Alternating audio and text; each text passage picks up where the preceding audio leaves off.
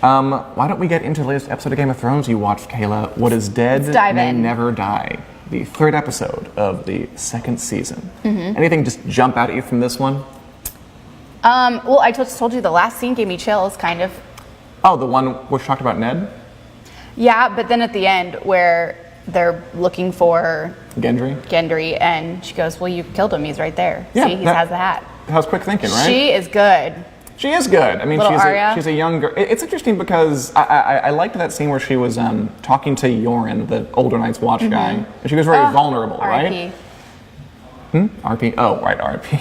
And she was very vulnerable about just, she can't go to sleep because she thinks of her dad dying, which, I don't know, it was very sensitive and everything. Well, yeah, that's traumatic for a kid. Right, but at the same time, she can also, like, flip that switch and then kind of be smart girl and tell them that they got the right guy, which kind of throws attention off the real I didn't see that coming. No? No. Yeah, and it all worked out. Quick on her feet. So, what are her prospects now? I mean, she's in trouble. She's smart, but she's in trouble. That's a good question, but I feel like she's good at improvising. Maybe she'll escape. Maybe she will escape. And remember, they don't know who she is. I mean, she's been taken by the Lannister soldiers. And they think she's a boy. They think she's a boy, too. So they don't know she's Arya, but they do know that she's someone they're going to just, take back to their camp or whatever. So there are opportunities for her to be discovered, but she's not been discovered. Okay. I thought it was good stuff. It was kind of bloody. A lot of knife action. Yeah. Ugh. Only the one stuff, though, but yeah, kind of bloody. But I did really enjoy that scene that I'd forgotten about where she talks to Yoren and he kind of tells her that story about. I liked their friendship, and then... Exactly. But she still has Gendry around, and they're going together to Harrenhal, the next kind of... She does have a buddy. All right. What else should we look at? Let's hit the beginning really fast. Okay. Beyond the Wall at Craster's Keep. We kind of followed up on last week. Jon saw Craster taking up his newborn son out to the forest to kind of leave him for a White Walker. And Craster found that out, hit him over the head, and then ordered all the Night's Watchmen to just get out. You have a question? Daniel Smith wants to know, Dan, will Sons of Stark backstab Jon Snow? Daniel Smith, will Sansa backstab Jon Snow? I don't know. I don't know, Dan. I really don't. It's possible. She's changed a lot since you're watching her now. She's a lot more conniving, a lot more thoughtful, and has a taste for power now. I doubt it. I mean, they are still, at the end of the day, they're still half brother and half sister, or at least they're related. And they do seem to like each other. I think they're partners, but I don't know. I think she's in an interesting place right now, Sansa. I'm curious to see where it goes. I hope not. I'm sure you don't. Do you hope not too, Kayla? I hope not. Yeah, that would be terrible. Awful, just awful. Sisters backstabbing brothers. It's the worst. Anyway, Beyond the Wall, we find out that, so they leave, but the Lord Commander actually knows kind of about what's going on. Because Jon was trying to explain what was going on, and he was very aware of it. Right. What do you think of that? Do you think that's appropriate? Appropriate behavior for a Lord Commander to exhibit? No. Were they actually killing them, or they were handing them off to They were handing them over. What happens to them after that, no one knows. Okay. Interesting. And he says that whatever it was, he'll probably see it again. Right. So it's kind of, you get the idea that they know something weird is going on beyond the wall, they're not sure exactly what. How about his notion that they should keep men like Craster around because they need them, because they need guys like him to give them information, to house them, even though he's doing these terrible, terrible things. I don't know. I'm with Jon on this. Okay. I mean, Jon went along with it, but I guess when your boss tells you, you gotta do what he says. Right. And before they left, Sam gave a little, I think it was a thimble or something, like to do with sewing to... Sam, what a doll. What a doll, exactly. To one of Craster's daughters, Gilly. What's going on there? Well, he's the one who he wanted to take her, right? Yeah. With him. I think these are both two guys with big hearts. But again, it's dangerous because he says not to touch the daughters. Right, and that's why Jon got mad last time and said they could not take her with them. I don't know. I don't know what's next for them because she can't go with them. Yeah, so. now they're leaving. Just keep her in the back of your mind. She'll come back. Remember her? Okay, yeah. Got it. Okay, let's hit some new people. Because some new people this episode. We did. And they're all important, so don't worry. So you might as well remember their names now. Okay. Catelyn visited Renly Baratheon's camp in the Stormlands. He's the gay younger brother of the king who's mounting his own. He wants to be king too. Everyone wants to be king right now. What's your Greedy. impression of, I guess, just him and his little operation? It's interesting because who's the queen? What's the queen's name? Her name is Marjorie. She's Marjorie been in other Tyrell. stuff. She looked familiar. Oh yeah, she's named Natalie Dormer. She's pretty prolific as an actress. Well, I kind of forgot that I forgot about the whole, because have they been on in a while or no? We haven't seen him in a while. Okay, so I kind of forgot about his story. He left King's Landing to go get an army and try to take it back. Right. So I kind of forgot about his story with his relationship with her brother. Yeah. But it was interesting that she's in on it too. Yeah, I like that too. What's that tell you about her? I think she's a good person. Okay. She's like, listen, we need offspring. Right. However you want to go. She doesn't care that she's married to a husband who's never going to want her really sexually. And is actually likes her brother instead. Right. And she's okay with that. Good for her. Yes. I always liked her. I like how practical she is. Like, she doesn't want love and romance. She wants power. Right. At first I thought she was going to just come out like put him in a situation where she would get ahead, or she would somehow blackmail him in some way. Oh, I didn't think about that. No, but it seemed very like, yeah, she was like, you're a king, we need offspring, let's get this going. You're gay, who cares? Just my brother in here. And I mean, Just get my brother. It'll work out. How about the other new person we met here was Brienne of Tarth. That woman's a beast. Yeah, She's huge. she is enormous. She is enormous. She was lady. walking next to Catelyn, and she was just massive. Yeah, that was good casting find. I wonder how long they had to look to find someone like the actress who was just that tall. She could be an offensive lineman. I think she's like, no, yeah, maybe she could. She's intense. What's your impression of her, Brienne? She is ready to go to war. She's all in. She said, "Don't call me lady, because I'm not one." She's not. I mean, I think what she means by that is she's not like literally knighted. Like you only call them lady or lord or sir if they like her. I thought she just meant she was a tomboy. I mean, she might mean that too, but I think she means literally in this context that she doesn't actually have that title. I get it. But yeah, she's cool. She's tough. She's different. She beats up boys. She beats up the knight the king's in love with. Yeah. Yep. And then he takes it out on Renly in the bedroom a little later. I guess all passive aggressive, but that's how they hear it. I feel like she's going to do some damage later on. Yeah, I think I'll be right. All right, moving on from that. And Catelyn's there. That you know everything, and you're like, yeah, that's probably right. No, I mean, honestly, I mean, she does some damage, yeah. I like her, though. I think Okay. hopefully you'll come to like her, too.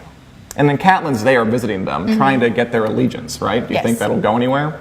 He said that they were behind him. Yeah, he did. Okay.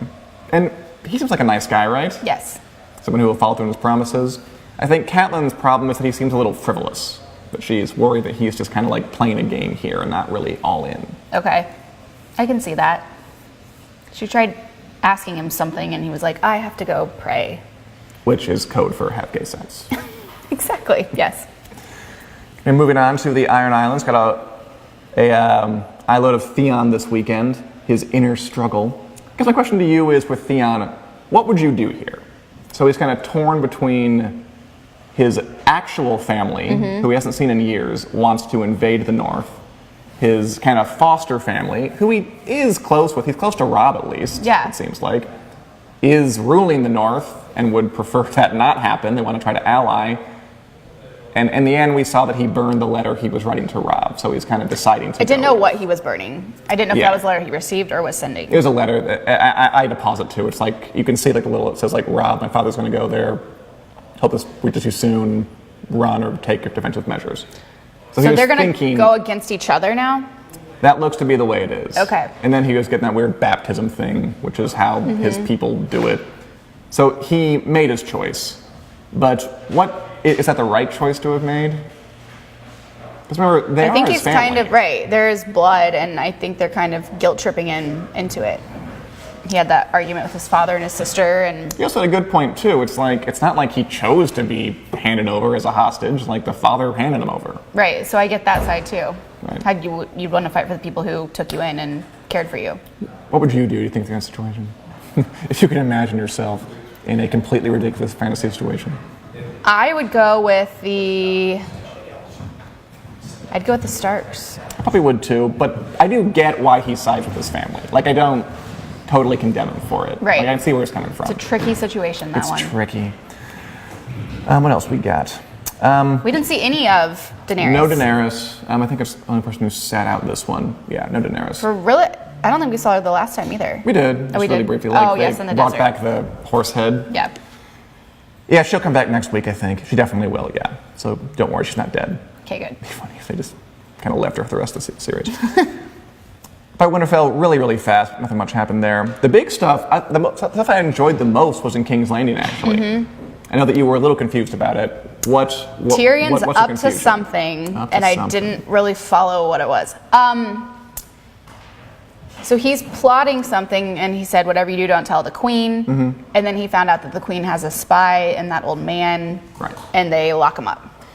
Yeah, more or less. He's trying, because he knows those three. You got Littlefinger, the guy with the goatee, Varys, the bald guy, the Yeah. bald eunuch, and Pycelle, the old maester, kind of like the old doctor, scholar, all-inclusive. Right.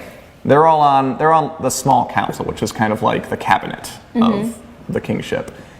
He suspects that at least one of he's trying to find out who's loyal, trying to find out who's Right. spying. So he tells them all a different story about Cersei's daughter, Marcella, who we met really briefly in Yeah, this episode. was that the Yeah. first time we've seen her other kids? No, we saw him in the first episode, I think, of, Oh. of the series. That was a long time ago. We don't see him a whole lot. I know Okay. they're like So- kind of just there. He was basically marrying her off to somebody? Yeah. Okay. He told them, marrying off for this person, marrying off this person, marrying off this person. And the idea is, one of them will go to the queen and tell her that version of the story, and then he'll know who's a snitch. He's so smart. That was a good bit, I think. Little I always like sneaky. that. And it worked, right? I Yeah. mean, he found the snitch, and he threw the snitch in the black cells. That worked. But I mean, another weird thing about it is he wasn't kidding about marrying the daughter off, or at least he had to go through with it. Mm-hmm. What do you think of that? Is that a little heartless? What's the point of doing it? To make an alliance with somebody. Like, if that's, I mean... Well, it seems like that's how they do things, so. Right, everyone's marrying up to make an alliance. That's the whole idea between Sansa, Mary, and Joffrey is to make an alliance. And right now Right, they're... Cersei's doing it to someone else, so. But yeah, but it's Cersei's daughter. It's the whole thing where, like, if it happens to someone else, it's fine. When it's mine, it's bad. Right. I think is the idea here. But still, did you feel bad for her at all? Did she kind of had a... No. All right. I don't like her. But She's- still, she's losing her daughter. She loves her daughter. But she's not nice. It's true. I mean, that is nice. sad. It's very sad. I have compassion, but she's doing it to the same thing to someone else. And Sansa's And- miserable. She's just crying at dinner. Oh God, I remember that scene. One little thing I'd underline, that's what happened to Cersei too. Like when she was younger, she was married off. Like she didn't choose to marry the King Robert. She just kind of should got. know. Like, does anyone ever just not get married off? Like, I mean, I think feel like it happens to everybody. The idea is in this world. I think in medieval times in general, if you're like high up on the social scale, that's Expect what to you get do married off. with women. Yeah. Just that was their value. It's horrible that's the case. I think that's kind of the key to understanding Cersei personally, is that she has all this incredible anger at the role she's been forced to play in life, and it just seeps out in like all these inappropriate ways. Question from Mark. From Carol, what will Cersei do now that all the kingdom against her is dead? What will Cersei do now that everyone against her is dead? That's a good. We're going to have to turn to season 7 to find out. I think she will probably make a mess of things, because Cersei isn't all that great when she has a lot of power. She tends to just kind of do things half-assed. So, but we'll see when it gets. I was looking for appropriate words when I came up with. It's good. So we'll see what happens though when that time comes. I think she'll probably make some errors, which might leave a place for Daenerys to come in there and take some power. But we'll see when season 7 starts. But yeah, Sansa, you're right. But you're totally right, because I mean, Cersei had this done to her. She's doing this to Sansa, but she doesn't want it done to Marcella. So kind of hypocritical, I guess. Yep. But Sansa in particular How is she faring under that? She's under the kind of pressure that Cersei's under. She's not well right now, but I hope that she and her new maid become friends. Right, Shay. Which I is feel like there's a friendship forming there. Tyrion's hooker lover. Yep. Who he brought to the capital. Yes. You think that's smart? Like arranging that kind of arrangement for her to make her Sansa's handmaid? It could backfire. It could if Sansa decides to, I don't know, snitch on him to Cersei, but she hates Cersei, so I can't see that happening. Right. Or maybe they'll all three form an alliance. Ooh, that would be nice. I'd like that. It was kind of smart because, you know, he has this woman here, but he can't, like, let her out of the room because if anybody sees her and get back to his father, and her father would, like, kill her. So it's a good way to, like, here's an excuse for you to actually move around the place, but I can still see you. Right. See, he's so smart. I liked that scene where, between Sansa and Shay, where Sansa was kind of being a little bit angry and snippy at her And she was like, will you brush my hair? at the end. But I get it, though, because I think she, like, feels no control right now. Just, like, nothing. You know, that dinner scene, she was like, oh, you'll marry Joffrey even if he kills your brother, right?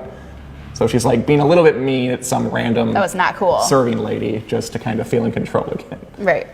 And then I think she felt bad about it. Which is nice. And then I thought that was the best part of the episodes of King's Landing stuff. I like Tyrion's maneuvering and plotting and stuff. Finally, that last bit, what about, any thoughts on that riddle Varys told Tyrion about 3 men in a room with a sellsword? Who told him that? Varys, the bald eunuch. No. Fair enough. It's an enigmatic riddle. We'll leave it there. Any other closing thoughts on the episode as a whole, Kayla? Or any closing thoughts from you, the viewers? People want to know if you're going to be around for Christmas. What day of the week is that, do you know? I think it's like Sunday. I think it's a Friday. Are you working all month, Dan? I'm working all month. We'll be around for Christmas. I think it's like the 23rd. Are you going to be around for the 23rd? Oh, the day that we're on. Yeah, I think so. I think we will. We'll do a Christmas special. Maybe we'll give something away. Anyway, thanks for watching, you guys.